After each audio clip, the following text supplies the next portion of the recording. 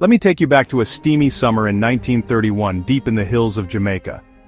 There's a tiny village called Roehampton, and overnight it becomes the island's weirdest hotspot. Why? Because in one humble cottage, rocks suddenly start pelting the roof, dishes go flying across the kitchen, and even hammers get yanked from people's hands as if by invisible fingers. At the center of all this chaos is Muriel McDonald, a 14-year-old girl living with her teacher, Miss Johnson. Here's where it gets wild. Whenever Muriel's around, stuff just moves. Stones materialize inside the house, sometimes dropping gently, sometimes smacking her so hard she stumbles. Pots and pans toss themselves. Even the village shoes aren't safe. They take to the air like they're tired of lying around. The villagers swarm the cottage. Some pray, some run, some just stand there, jaws on the floor, as lamps float and crash, and a stone with a boy's name on it boomerangs straight back through a window. And the strangest bit? Only Muriel ever gets hit. Not Miss Johnson, not the crowd, just the girl. Muriel swears she's being haunted by a Duppy, a Jamaican ghost. She even says she sees a man in white who shushes her whenever she tries to talk about it. Word travels fast. The story hits the newspapers. The Daily Gleaner demands answers, calling for an official investigation. Some people are creeped out, others just laugh it off as country foolishness. But there's no denying, hundreds saw this with their own eyes.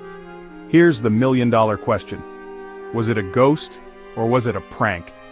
The area gets locked down by the authorities. No outsiders allowed. The whole country's buzzing. And yet, after weeks of madness, it all stops, just as suddenly as it started. Muriel walks away, a little bruised, a little famous, and the cottage goes quiet. So what really happened in Roehampton? Fans of the paranormal call it one of the best documented poltergeist cases ever. Over 300 stones, hundreds of eyewitnesses, and not a single clear explanation. Skeptics have their own theory. Maybe Muriel was just a clever trickster, or maybe someone in the village wanted to scare off a strict teacher.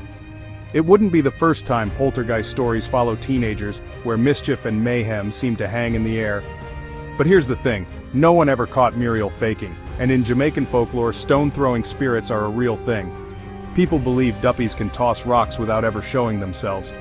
Maybe it was mass hysteria, maybe it was one legendary prank, or maybe, just maybe, there really was something unseen in that cottage. Whatever the truth, the Roehampton poltergeist has become part of Jamaica's ghostly history. A story that still gives people goosebumps nearly a century later. Ghost or hoax? I'll let you decide. Just remember, in Jamaica, even the stones might have a story to tell.